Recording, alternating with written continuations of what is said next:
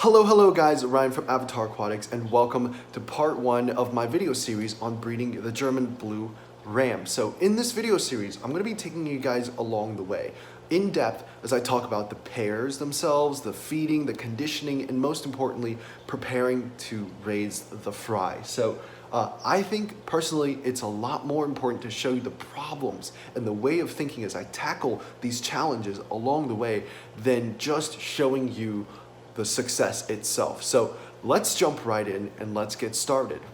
So first, let's talk about males and females, because you kind of need to know that before you know everything else. The females will have that nice, rosy, beautiful pink belly, and the males are just going to be boring old other color.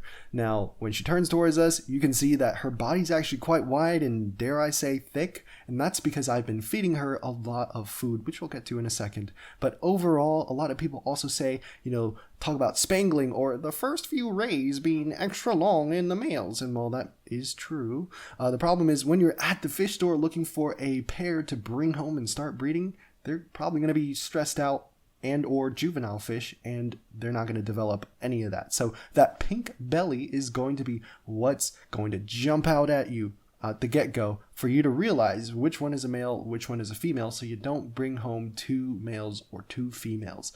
Now, I like to keep a pair in a 20-gallon, or if I'm actually spawning them by themselves, I'll put a pair in a 10-gallon. But as you'll see here, it's a little bit cramped for them, and this is temporary, so don't at me, fish police.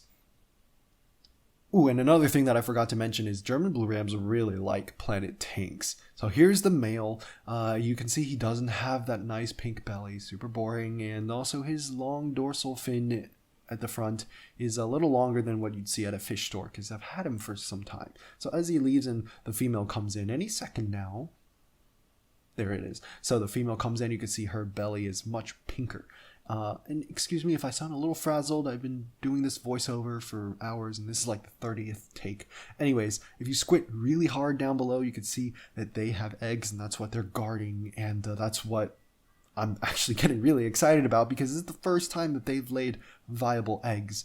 You're going to get clued in that they've laid eggs because they basically get really hormonal, super aggressive, and chase all the other fish in the tank away from their nest. So all my other tetras are now in timeout, and as soon as they get towards the nest, the German blue rams come screaming out in their little fishy way and say, get off my lawn and get away from my babies. I briefly considered netting out all the other fish and letting them have that 20-gallon to spawn in, but I also did not want to have that net swishing around and scaring all my other tetras and German blue rams, because if you look at your German blue rams the wrong way when they're breeding, if you breathe in their direction, they get scared and then they eat all their eggs. So I ended up removing their eggs. So let's talk about conditioning the German blue ram.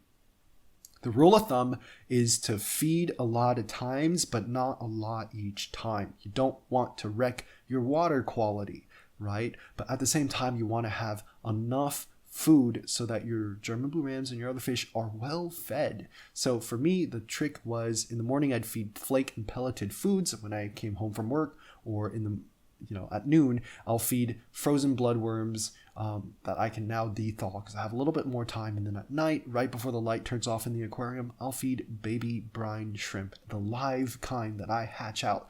And that live baby brine shrimp is going to be crucial in raising the babies too. So I get a little practice. I can figure out how long it takes me to raise each batch and everything. So here is the viable eggs that I removed from that pair before. So outside you can see all the white colored ones and the clear ones, which are unviable. They're a disappointment to their parents and a dishonor to the family. And the ones in the middle, the amber colored ones or the orange ones, are the ones that are viable, that are filled with a little baby German blue ram developing and using up their yolk sac. Now, these German blue rams have been about 2 days now, I think, 1 or 2 days, and the pair themselves are still relatively young, so I'm not too surprised that they're not very good at this breeding thing. This is the third time they spawned. The first time, all the eggs were not fertilized. They fungused over. I added methylene blue, and it still died. And then the second time, before I was able to remove them, they ate all the eggs. So the third time, they deserve an award for actually getting to this stage. I'm actually very excited. Excuse my little rants every now and then. So here is my brine shrimp hatchery. This brine shrimp hatchery is super cheap, super DIY. It's a 2-liter bottle. I bubble 35 parts per thousand instant ocean reef crystals left over from my breeding Amano shrimp projects, which you should totally check out. It's a lot more serious than this video, but I find that at 77 to 80 degrees, like in this tank, I'm able to incubate them and have them hatch out in 24 to 36 hours. Now, the next part is, here is how I actually incubate the eggs themselves. I have that bubbler going on, so there's a nice current, and if you actually do it this way, you can just do water changes through the tank itself. I keep them in the same water parameters that the eggs were laid in, so that the eggs are fine, the little babies won't get too stressed out, and I'll just push that cup down, add a little bit of water if I don't feel like there's enough. I can use a turkey baster to do water changes, and that's actually how I do it. So another thing that I'll add is Methylene Blue. It's super, super useful. My favorite medication on this world. It's good for anything from ick to breeding, and it's a 1% aqueous solution. You add 2 drops per 1 little cup that you see here. I will do a water change. I'll pipette out the bottom detritus, and I'll use a turkey baster to pipette some extra water out every day, and then fill it up. So about 50% water change every day, fill it up, and add another drop of Methylene Blue.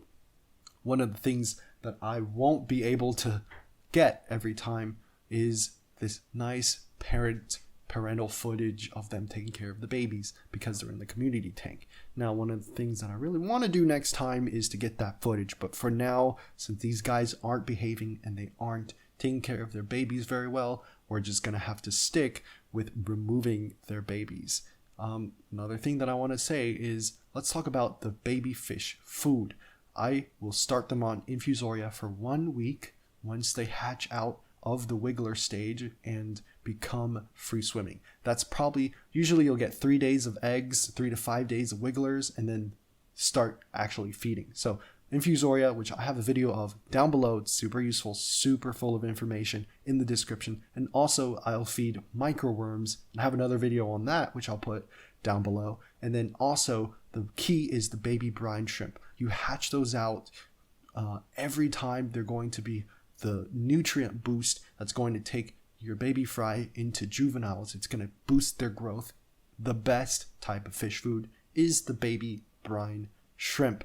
Now, I usually do a new culture every other day. So Monday, I'll start one. Tuesday, I'll harvest. Wednesday, I'll harvest. Thursday, I will then go ahead and try another culture.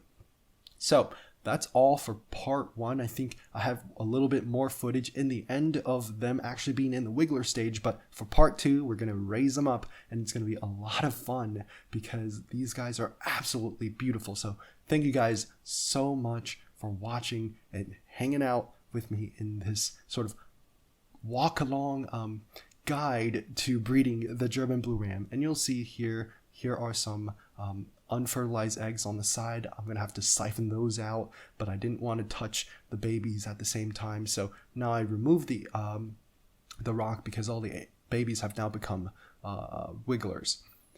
Thank you so much for watching. Don't forget to like and subscribe, and I will see you guys next time.